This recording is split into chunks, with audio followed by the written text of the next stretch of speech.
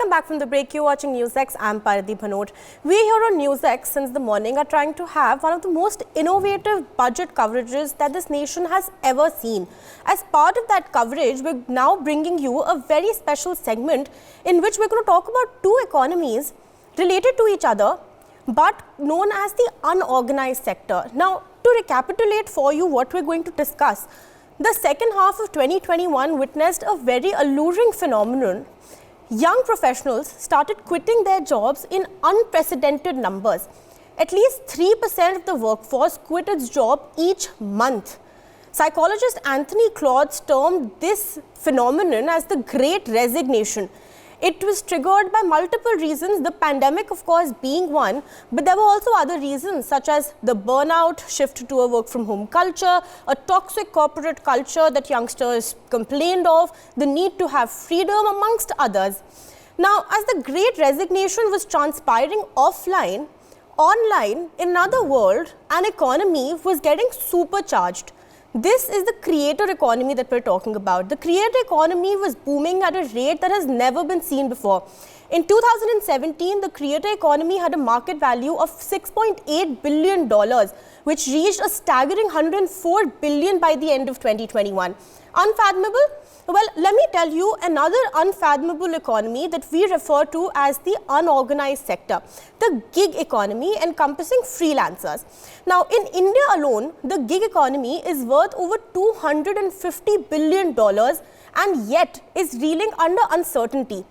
Now, do both these economies, the gig and the creator economy, get any benefits? What about securities? What about loans? What's the present looking like? And where does the future go from here? But before we rope in our guests, experts who are joining us on each of these topics, let's first have a look at some key numbers and figures that we've put together for you that are going to help us understand better where the gig economy and the creator economy stand as far as India as well as the global stage is concerned. First here, we have the creator economy. Now, the market value of creator economy in 2017 was assumed to be $6.8 billion. Come to 2021 as of last year, $104 billion. Of course, I must tell you all that these numbers are global projections and they're not limited to India. So this of course is the market value. Now let's talk about the sponsored influencers. As far as sponsored influencers are concerned, in 2021, there were $8 billion worth of sponsored influencers. The projection for 2022 states that they're going to be somewhere around $15 billion. Let's come to creators in numbers. In 2021 alone, we have some 50 million people world over that are involved in the creator economy, of which 2 million are professionals, but 48 million of these are amateurs. Moving on, where the influencers earn the most. The influencers earn the most on YouTube, followed by Instagram and then Twitch. Twitch, of course, is a gaming website owned by Amazon. Moving forward, let's now talk about the gig economy. Now, as far as the gig economy is concerned, in 2021, the gig economy's market value in India stood at $250 billion US. Come 2023, projections state that the gig economy is going to reach somewhere around $455 billion US. Let's go on to market growth. As far as the market growth is concerned of the gig economy, a 20% year-on-year market growth. India, just to put things in perspective, is the world's second largest market for freelancers in the entire world. Number of freelancers in India alone, 15 million. If we talk globally, somewhere around 86.5 million freelancers. And lastly, the challenges. This conversation is going to be incomplete if we don't talk about the challenges that are being faced by the gig economy workers, or commonly known as freelancers. First challenge, they're unable to meet customer expectations. 80% are facing this problem. Second, dependent on offline networks, at least 76% are facing this problem. The third one, a failure to get business from online platforms. 75% gig workers are facing this, and unstable income for 43. So these are a couple of numbers that are going to help us understand, that are going to give us a better perspective of the conversation that we're getting into. Now, joining us on the broadcast to take this forward and in fact to give us a better perspective on where we stand and what needs to be done, we have a panel of experts with us. We have Tushar Mehra, who is the co-founder of Talentopedia, who is joining us on the broadcast. We also have Drishti Kharbanda, who is an entrepreneur as well as a content creator. Also with us are two economists. Sharad Kohli, senior economist, is joining us on the panel. And last but not the least, we have Advocate Dr. Satya Kumar, also an economist, with us on the panel. If I can just quickly start by taking my first question from you, Advocate Dr. Satya Kumar, sir. As far as, the gig economy is concerned, as far as the freelance economy is concerned, where do you see it going from here? We've just shown our viewers the projections. Where do you think, sir, the economy is headed as far as India is concerned? The gig economy is going to be the future of the country. And the most important part of the gig economy is regulating that market. If you see today, many of the youths who are graduates, who are all completing their education, are attracted towards gig economy because there are two advantages to it. Because it is not a formal structure where the youths and the youngsters get attracted to this kind of a job market. But at the same time, if you look at over a period of time, the social security programs are not strengthened for these gig economy employees. If you see the Provident Fund benefits or any other benefit that are there that is flowing to the formal economy, employees in the formal economy is not flowing to the gig economy. And there is no sense of permanency of the employment as well. Considering all these things, very important thing what India can look at, Indian government can look at. This may sound very radical, but actually the Indian government should look at establishing government-controlled enterprises to control this gig aggregators, basically. See, for example, today, the public sector enterprises are being sold by the, wherein the disinvestment is happening in the public sector enterprises. But where there is no infrastructure, where there is no requirement to have infrastructure, the government itself can bring out government-controlled enterprises. Some of the utility services, if you see, can be taken up by the government. If you ask me, is there a global example for this? The Malaysian government, if you see the taxi operators there, even though it may be the company would have been run by some of the private players, but still the government as an intermediary called government-controlled enterprises through which this taxi operators are being controlled. So why I'm saying this is because there need to be regulations surrounding the gig economy, because we are the gig economy is growing exponentially.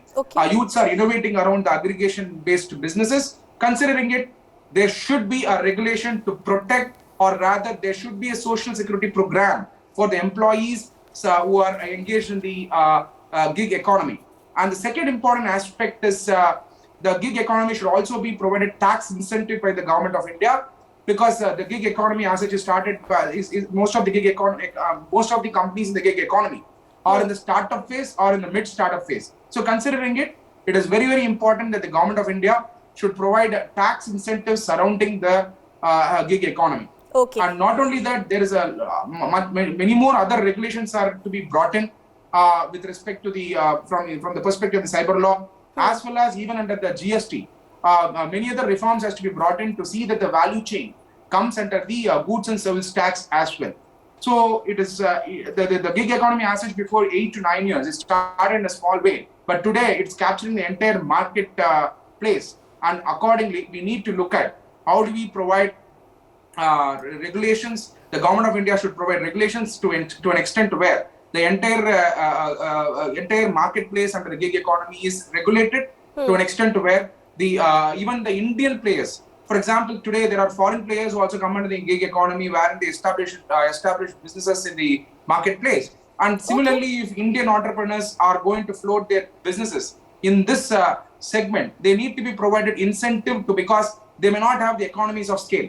To ensure that they actually scale up in this gig economy, more incentives has to be provided to the youngsters who come under this gig economy. So, for example, some of the food. Okay, Dr. Satya, I'm going to come back to you. At this point, I would also like to rope in Tushar Mehra, who's with us on the broadcast. Now, Tushar, I know that for the last at least 4 years, I know that you've been working in the gig economy. You've been really closely associated to freelance workers. Dr. Satya also mentioned that what we need are tax benefits. What we need is some kind of a regulation. Do you agree? What is the way to possibly bring freelancers, gig workers into the mainstream economy? What is it that they really need? Yeah, I think I do agree with Dr. Satya, but I'd like to add to that. We deal with over 1 lakh freelancers in India. And so after speaking to them, you get a lot of ground truths. One of the biggest issues for freelancers in India is the lack of regular income.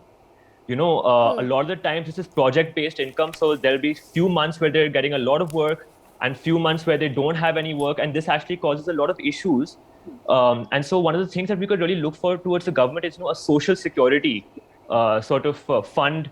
As well as we're looking at a lot of the issues is like, health insurance, maternity leaves. These are problems that freelancers face because they have no social net. So if the government wants to support freelancing in India, and this is imperative, I want to add one more thing. An understated aspect of this entire conversation is the advent of COVID.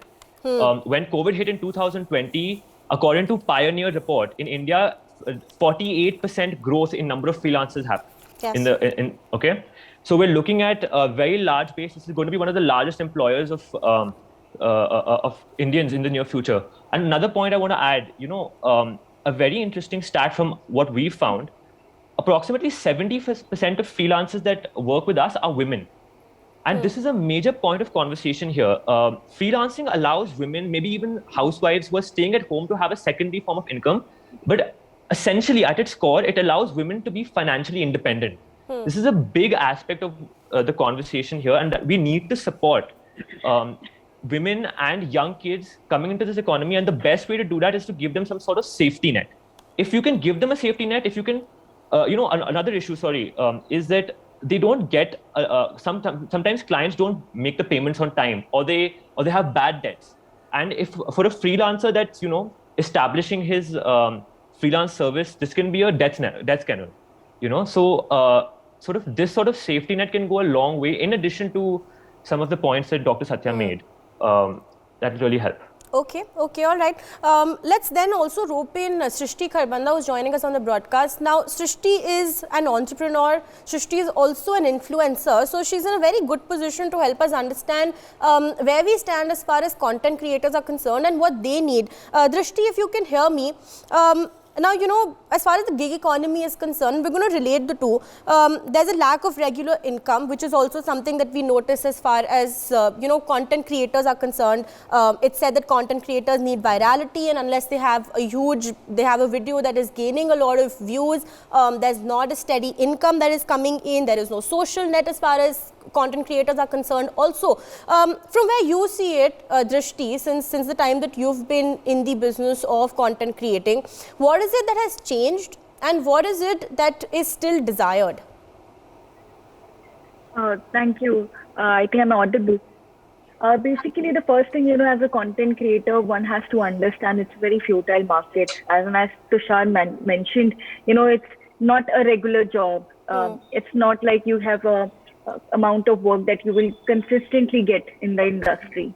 And also taking consideration, it's very much important, one thing which is desired is some kind of regulation. If there's no regulation, there's no capacity to scale. For example, there's so many cases which I have also myself experienced where you do work for a company, or you are working with a company or a brand. They might not pay you because, the payments in the creative industry, especially in this freelancing work as an influencer, you get payment after 15 or 30 days. So when you are getting a payment by 30 days, sometimes the brands, they don't even reach out to you to, clear your payments. And you have to go behind them, asking for please clear my invoice, please make my payment. And this is something which I think is a problem with every freelancer out there, because there's no one in between them. Even if a company refuses to make the payment, or they say that, okay, you have not met so and so a part of the contract, so we will not pay you. And this has happened to several influencers. So I think there's some kind of regulation that needs to put place, because as you mentioned, and the fact that it's a growing market. You see, some 20% every year is supposed to grow. So you see the amount of money that this has and the amount of capacity to generate employment. It's huge. So when the regulation and safety net for these creators, I think it's something which we desire, all of us desire, and I think it will create the industry, will help the industry to grow a lot on a better scale, because it will be regulated and it will be organized in that fashion. Okay, Drishti, if I can just take a follow-up question from you, because what you've said makes a lot of sense. But as far as influencers are concerned, there is one thing that changes it a little bit as far as the gig economy workers are concerned. Something called as the subscription model that we have on social media, right? So YouTube, for one, has a subscription model, but Instagram, on the other hand, does not have it. As an influencer yourself, do you think that the subscription models are going to help, or do you think that they're going to be detrimental? Considering the fact that there's going to be a lot more pressure on influencers to create the kind of content that people want to pay for? Basically, pressure is a part of every industry. You work for a corporate, you work for yourself, you run a business, any part of profession, it requires, you will have pressure. But definitely one thing, even the Tushar mentioned, is the payments are not regular. So the amount of work that you get is not regular. But if it's a subscription-based model, I think it will channelize a lot of the energy and lot of the creativity of the influencers. It's something the influencer desires. Pressure is something that we are okay to tackle with, because you'll see a wave of influencers, a gig economy, people participating in these kind of freelancing work and creating content on different platforms. And you will see the wave is coming, and the wave is here, and it's going to grow. So I think the pressure is something which is not as important, but the amount of work, because there are creators who wants to work, but they don't have enough work. So if we have work, I think that is something that's secondary. The amount of pressure is secondary. I think it's part of the business, I believe. Okay, all right. Drishti, we'll come back to you. We also have Sharat Kohli, senior economist, joining us on the broadcast. Sir, thank you so much for being with us. Sir, we've been discussing the gig economy and the content creation economy, but this only merits another question with regards to startups. Now, so increasingly what we're seeing is that freelancers as well as content creators, they're becoming startups of their own, simply because they have so many people that are involved in the industry. For each influencer or for each freelancer, there's at least a team of 10 other people that are helping them. Do you then think, sir, that we now need to change our perspective as to how we look at these two economies and start looking at them as startups? No, Paridhi, let's not forget that all the startups which are registered in India, which are working in India today, some of them have become unicorns. At some point of time, whether it was mentally or operationally, they were in the form of a gig. At least I know 10 examples of some of them. Of course, I can't name them here because their story is privy to them. And I have access to that information. But I can tell you that they started like this. They started as aggregators. They started at small, home office or in the corner of the office. They started as a consultant. They started on retainers. And, so my first contention is that gig economy is a kind of a precursor to a startup. And all the gig economy, people who are working in the gig economy, all these millennials, youngsters, correct me if I'm wrong, I've got two of them sitting right here on the screen. They all dream to be a startup and a unicorn someday. You would want your business to grow to an extent where you can add more people. You can tomorrow get funding. You have a proper office, a swanky looking office, a luxury car, a proper secretarial team, an accounts team. So all the gig economy workers, Paridhi, they dream of reaching there, and very rightly so, because the story of startups, in some way, before they were a full-fledged startup, they were in the form of a gig economy. That's my first point. My second point, and this is more of an advice to the gig economy workers, two of them, and I assume they represent the gig economy, the people who are with me on the panel. My advice to them, and we also have a lawyer sitting on the panel, he would agree with me because I'm also a lawyer in another part of me, another role, that whenever you enter into a contract with a company, with a client, I would suggest them they should always have a contractual engagement. Like one of the problems mentioned, Paridhi, was that sometimes the clients don't pay. Yes. They take you lightly. They say, oh, he's a youngster, kya farak padta hai, doesn't matter. They can't do anything to us. We are a big company, or I am so-and-so person. What do they do to me? So this risk is there for all the businesses. In fact, when there is a business dealing between a vendor and a service provider, this is always the case that there is a risk of payment not being made or person defaulting.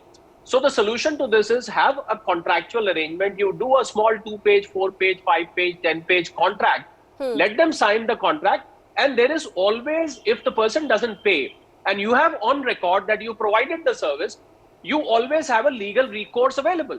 And there is one more advice I would like to give to both the young guys sitting on the screen, that when you start as a gig economy, I think most of the gig economy workers do not know that they can also register under the MSME portal of the Government of India, which is called the micro, small and medium. The moment you register there, I can tell you that MSME ministry now is providing a facility of even recovering your debts.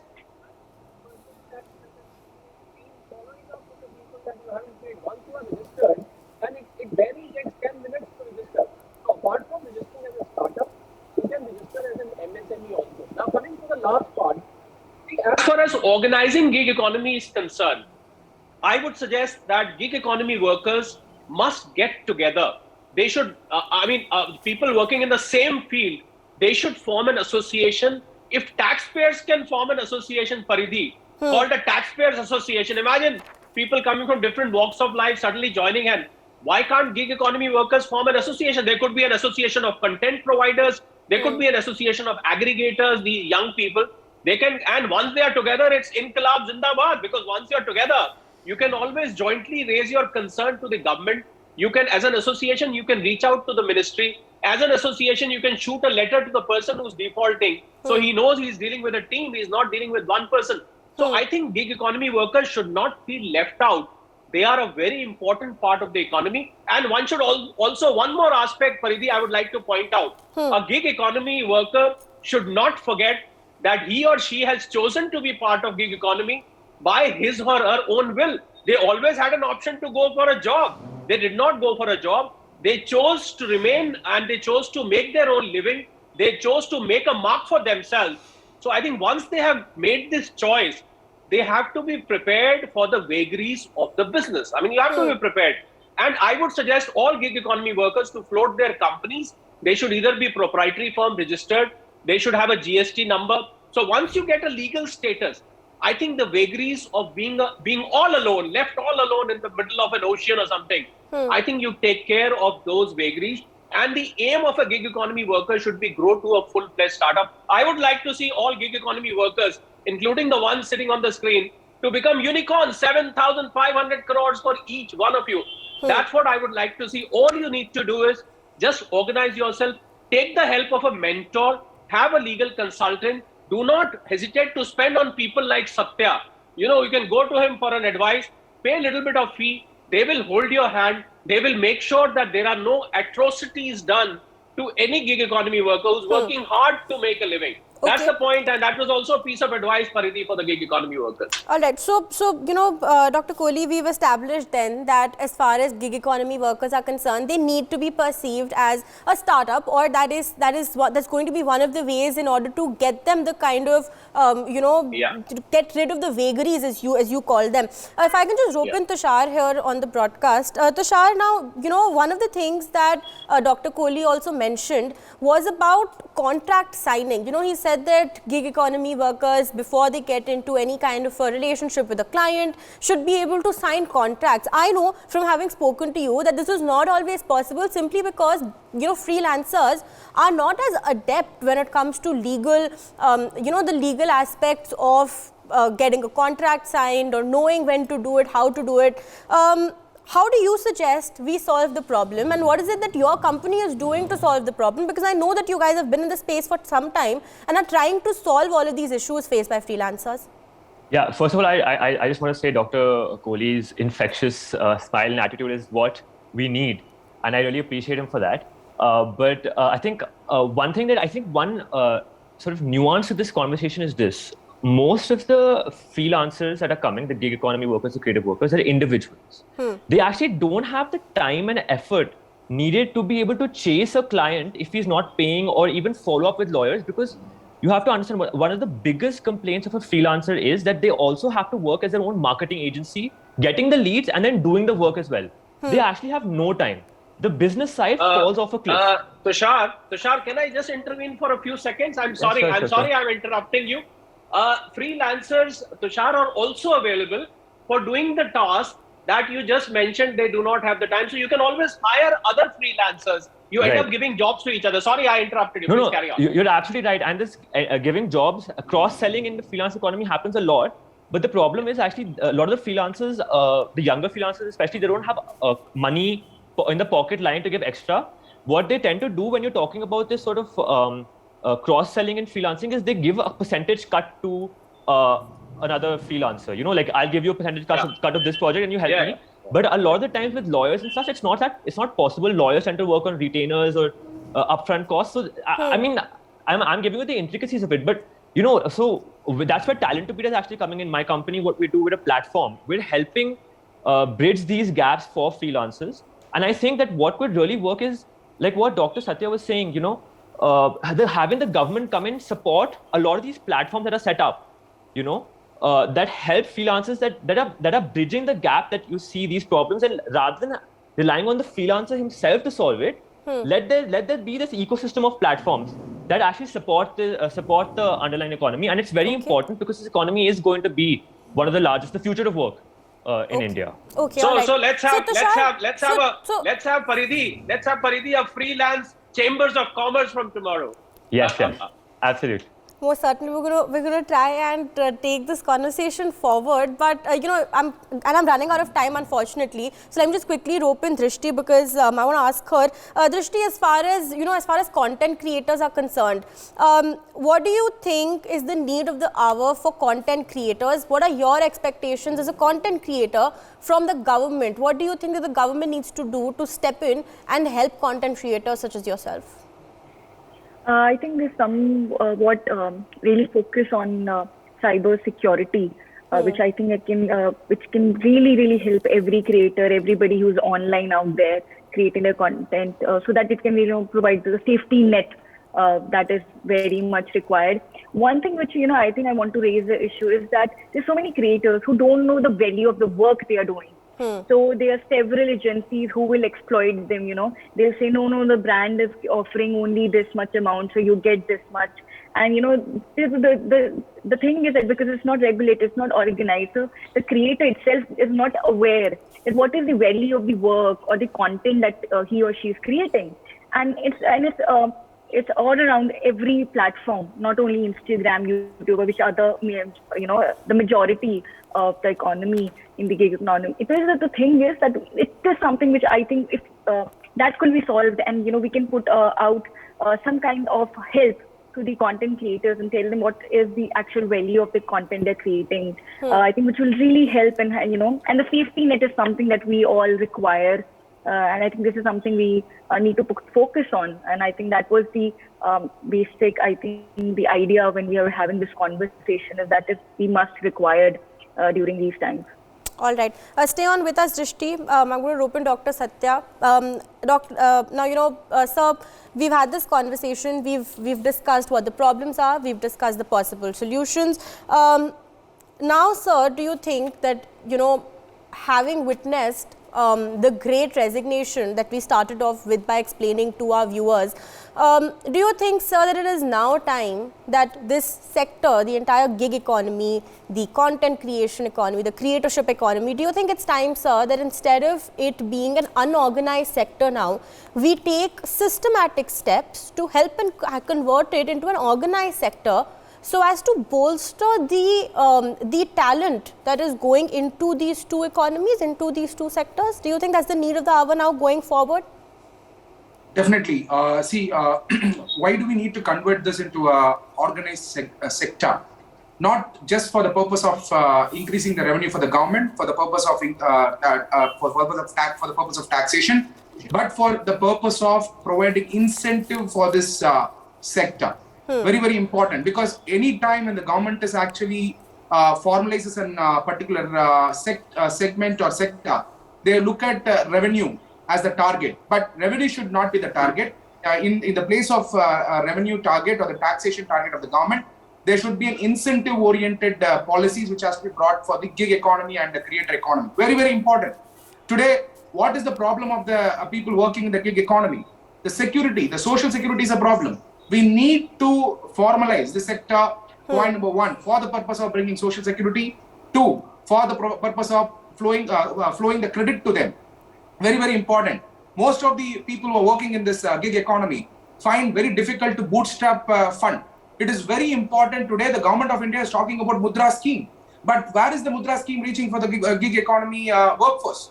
The Mudra is not even recognizing the service sector. It is very, very important. The Mudra, which is brought by the government of India, where we have Shishu, Tarun and Kishore. There are three sub schemes under the main scheme that has to be extended to the service sector, especially for the gig economy. If you want to create job creators, very, very important. The tagline of the government is not job seekers but job creators. When that is a tagline of the government, it is very important. So Dr. Satya, sorry for cutting you off. We've unfortunately run out of time. But we all agree that there's a formalization that is required. We need to solve the problems that are being faced by the gig economy workers as well as the content creators. On that note, viewers, this is all the time that we have for now. In the coming segments, we're going to continue to get you enthralling discussions such as this one. For more such videos, subscribe to the NewsX YouTube channel, hit the bell icon.